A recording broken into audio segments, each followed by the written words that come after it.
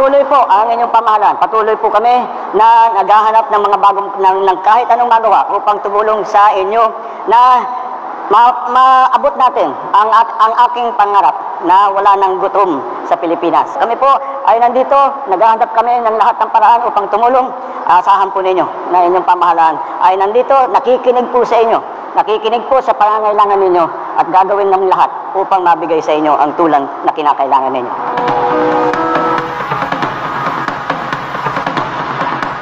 We just finished the very important launching na roll out natin yung bagong programa na food stamp program. Ito po ay mga ating ginagawa para we are looking after not only the amount of food that people are eating, but also the nutritional value of what they are eating. So we are able to monitor that so we can advise people on how to balance their diets. So ganun lang kasimple, but we are only starting. We will soon have it nationwide. Pero we piloted it here in Siargao for today. So when we also distributed the rice that we had seized from the warehouse. This is also still from Zamboanga. There's to give to the 4-piece beneficiaries who are in most need.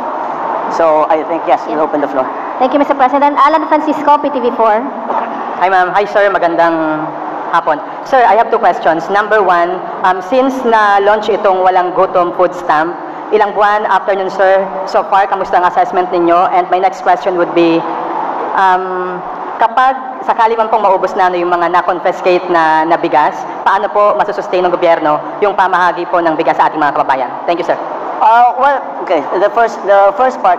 Well, we just started with the food stamp program, and we're still in the pilot stage right now. But so far, I have to say, mukhang maganda naman ang nagiging resulta. The key always is how to make it accessible to ordinary citizens. So, like the technology must be sufficiently good that it's easy for anyone to pick up the habit of how to use it. So far, maganda naman kasi. Maganda yung programa na ginagawa ng World Food Program. Tinulungan tayo ng UN dito sa World Food Program. Tinulungan tayo ng France. Tinulungan tayo ng ADB. Ito po ang mga naging partner po natin sa pagbuo ng food stamp program. And right now, I would have to say that it's proceeding smoothly. And we will be upscaling it within the next month or so. We are aiming at the next phase of this rollout. We are already looking to 30,000 families to be beneficiaries.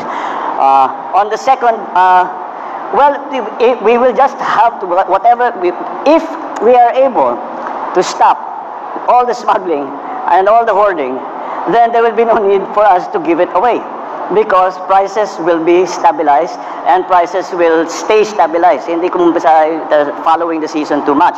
But we have also instituted many other things, like the price controls, of course, was an emergency measure, which we are now studying to see if the market forces are already sufficient to take over. Then, of course, the buying price of the NFA. So all of this is really being done to normalize the situation of relatively cheap rice for Filipinos. So if we run out, it will be a great situation if we run out of seized smuggled rice. Because ibig sabihin, wala na masyadong smuggling, wala na masyadong hoarding.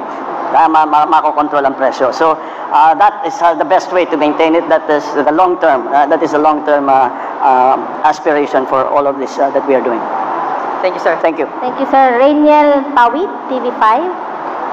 Good afternoon, Mr. President. Hi, good afternoon. Yes, Mr. President, in regards pa yun sa Agri, meron tayo nung suspension nyo po nung pass-through fee sa mga LGU. Pass-through fee. Yes. Yes, yung mga sa vehicles, nakukuhanan sila ng bayad. Sir, paano ito makatutulong doon sa pagpapababa rin ng presyo, bukod sa stoppage of smuggling dito sa Pinas? No, the reason sinuspinde natin yung pass-through fees is because unang-una, iba-iba ang bawat bayan na dadaanan mo, maglalagay ng roadblock, tapos mag-inspeksyon, ibang bayad for bawat ano. Habang nag-aantay ka, ini-inspeksyon niya, I'm sure nakikita ninyo ito, may nakapila ng mga truck na kahit overnight nandun pa rin. Kaya ease of doing business ang ating ginagawa. We are doing this to ease the doing business and to lower the cost of transportation. Kasi kung dire-diretso yung truck na makapunta doon sa pupuntahan niya talaga, mas mabilis, ibig sabihin, mas mura ang magiging transportation. So, isa yun sa ano.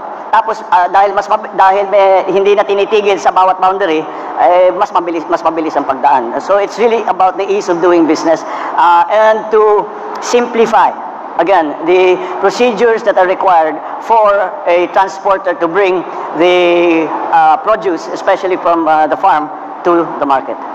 All right, thank you, President. Thank you, sir. Last question, Argil Rolator, GMA 7. Good afternoon, Mr. President. Sir, sa matagumpay na pagtatanggal ng barrier ng Philippine Coast Guard sa Scarborough na ilagay ng China, tinitingnan po ba ninyo na harassment ito para ipagpilitan ang claims ng China over the West Philippine Sea? Harassment ito para? Harassment po sa Pilipinas para ipagpilitan po ang kanilang claims over the West Philippine Sea. At kabilang din po sa naging kautusan po ba ninyo sa National Defense at tanggalin lahat ng mga structures na itinayo ng China within the Philippine Economic Exclusive Zone, sir? Oh, well, yes. Again, many of these are operational issues and that I really cannot talk about.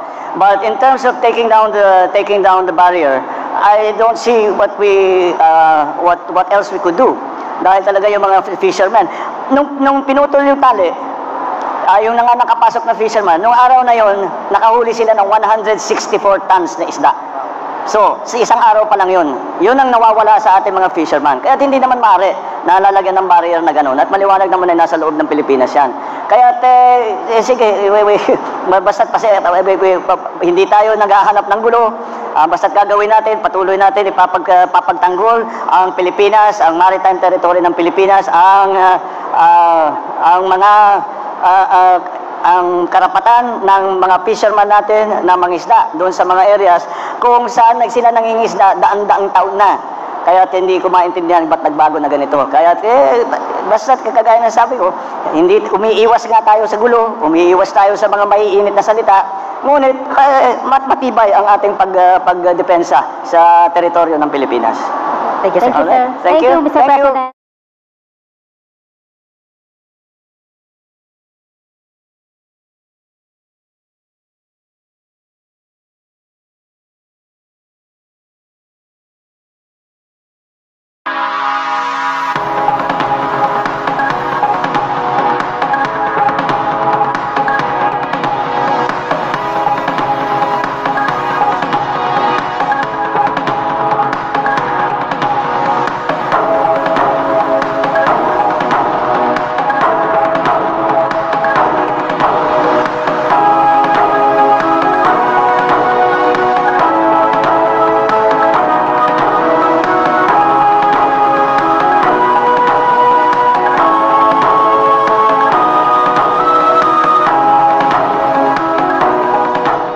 Patuloy po ang inyong pamahalaan. Patuloy po kami na naghahanap ng mga bagong ng kahit anong magawa upang tumulong sa inyo na maabot natin ang aking pangarap na wala ng gutom sa Pilipinas. Kami po ay nandito, naghahanap kami ng lahat ng paraan upang tumulong.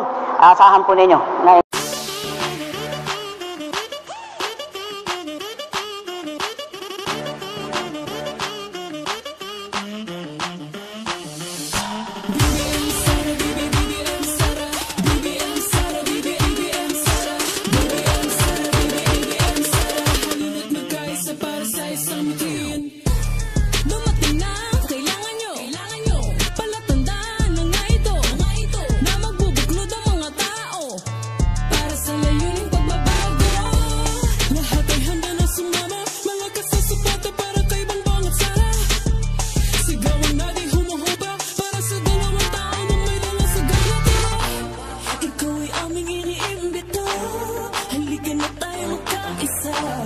Gusto mo rin bang umalaman sa?